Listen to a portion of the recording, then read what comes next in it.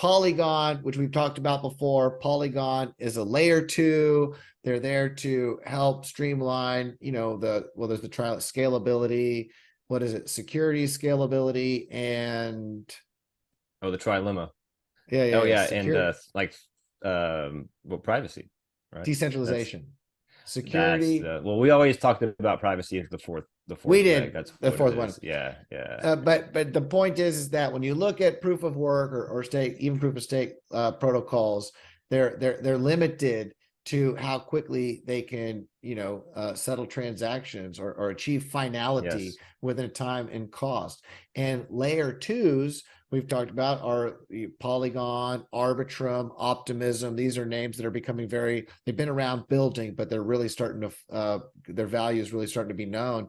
They're taking pressures off of the layer 1 chain, and they're allowing for the transactions and all the beautiful things that can be done with smart contract operations to be done on another layer, still using that security of the layer 1, but being able to achieve speeds and scalability and things that you can't. So as well as privacy. So get into that. What are some of the ways that blockchain can improve, make the world a better place, or can be used in a practical way? Yes. And what is this latest feature?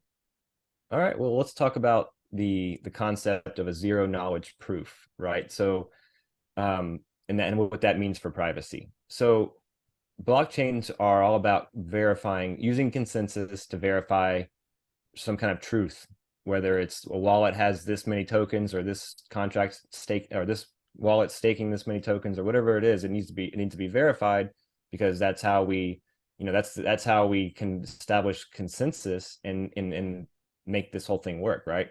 Well, but privacy is lost in that. Obviously these are all open, these are public chains, right? So when you're talking about moving beyond exchange of a token from one wallet to the other, and you start thinking about identification or registering titles or things like that, well, then you need to know, well, who are you? And who does this wallet belong to? But you don't want to have, so you need to have that so you can tell the truth, right? But you also don't want to do it such that you reveal everything to the world, because we already see that there's problems with blockchain and privacy in this, to the extent that there are uses for this technology that would be made obsolete or impossible to market if privacy is not involved in it. Like for its enterprises, be an example, a company's not going to want to store, they're not going to want to have to make a purchase and then reveal everything about their company in doing so, right? Which is exactly proprietary. What you just said is a perfect example. I mean, you just gave an example of how this technology can be used. If you go into a store to buy a sandwich or buy a car or buy anything, you would like to be able to show that you have the resources to make the purchase without showing the salesperson all of the money in your bank account or everything that you have associated with this. So that's a great example, right? I know that's not the example. This article says you can also use it for, it's not just monetary exchange.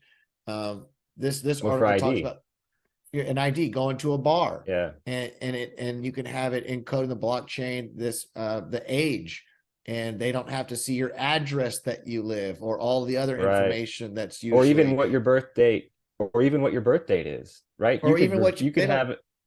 Yeah, you think of it. You could have you could say, okay, the ID will reveal that it's like binary, 0 from say 21. If you're over 21, you get a 1. If you're under 21, you get a 0. So I immediately identify this person is of age, but you're not revealing what age they are, when they were born, and which would help identity theft, right? That means if you're a doorman, you have to still say, if you want to know someone's age, you have to say, so I'm just curious, how old are you? You have to ask. You can't just take the ID and look at it, So that's kind of getting at what zero knowledge proofs are. They are ways of verifying on chain that data is either true or not, but it does it without revealing what the underlying content is. So you're verifying the content is either yes or no, but you don't reveal what it is exactly, right? So it's creating, and that's privacy enhancing. Very cool. So, we talked about Ethereum's new contract standard. Was it 4337? I want to say, or is it Is that Mhm. right? Is that right? Yep.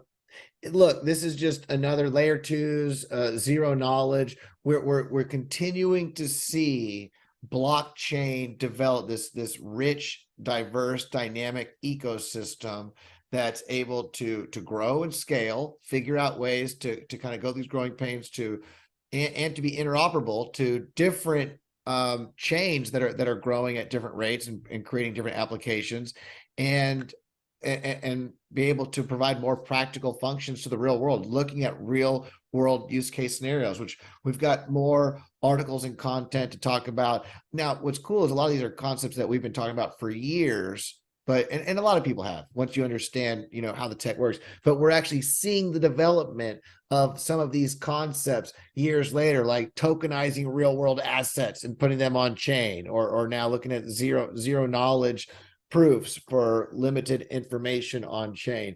It's really exciting to see how this technological development is going to bridge over to institutional adoption, more investment, real world use case scenarios, and which change will bring about. So That's right. it always helps when you like and subscribe to this, because then you will know when we talk about the latest chain and development that's coming about to take it to the next level. So of course, but that's very, very cool for Polygon and Matic. They've been around for a long time, and I would definitely consider in the world of blockchain and crypto that to be in the blue chip category. Of course, none of this is financial advice.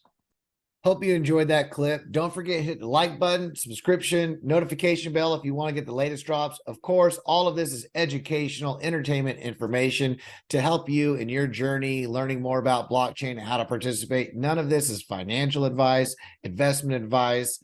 However, if you'd like to learn more about blockchain and crypto, we've got plenty of videos and playlists as well that walk you through DeFi tutorials, how to get involved. And if you'd like some more one-on-one help, check out our website, wisebeyondbitcoin.com. We've got plenty of free resources for you to scroll through and check out in your journey, your blockchain crypto journey. Of course, you can also drop us a line. Let us know what you'd like to learn about. Time is money, knowledge is power. Benefit from our experience. Let us know what you'd like to learn more about. We'd be happy to help you. Until the next time, have a beautiful day. Namaste, y'all.